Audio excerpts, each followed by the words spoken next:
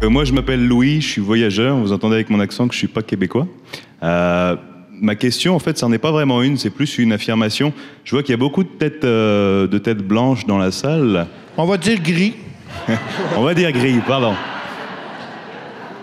Puis, s'il y a bien quelque chose que je me rappelle de mon enfance, c'était mes grands-parents qui me racontaient des histoires.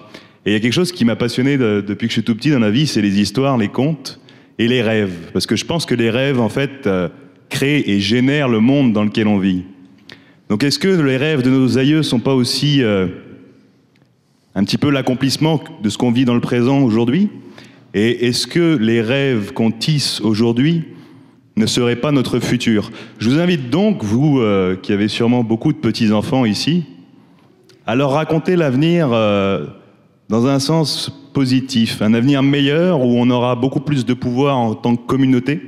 J'ai beaucoup aimé l'intervention du pouvoir de l'économie locale. Et je considère que notre pouvoir, il vient justement de notre autosuffisance. D'un point de vue communautaire, de notre capacité à redécouvrir le merveilleux par la nature, par l'observation.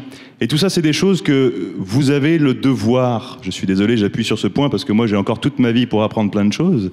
Mais vous autres qui avez déjà vécu, vous avez le devoir de transmettre cette information à vos petits-enfants. Merci.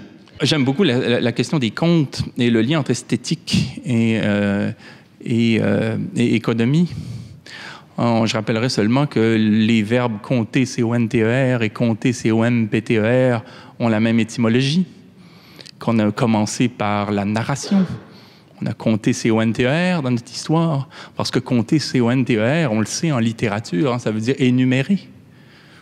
Premièrement, il s'est passé ceci, deuxièmement, cela, troisièmement, autre chose. On compte.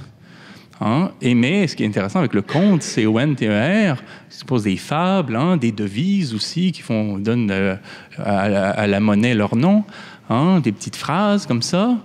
C'est que dans le conte, on ne perd pas de vue ce qui est sensible, ce qui se passe, ceux qui sont engagés. Compter C-O-M-P-T-E-R était une façon, dans nos civilisations, d'accélérer le processus, c'est-à-dire de compter sans la part sensible. De dire 1, 2, 3, 4, 5, 6, en perdant de vue ce qui se passait.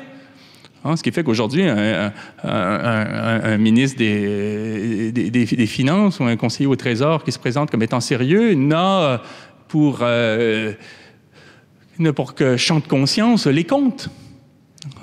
Est-ce que ça arrive ou ça n'arrive pas? Bon, et on ne se rend même pas compte que lorsqu'on supprime du compte, y a des gens qui crient au bout.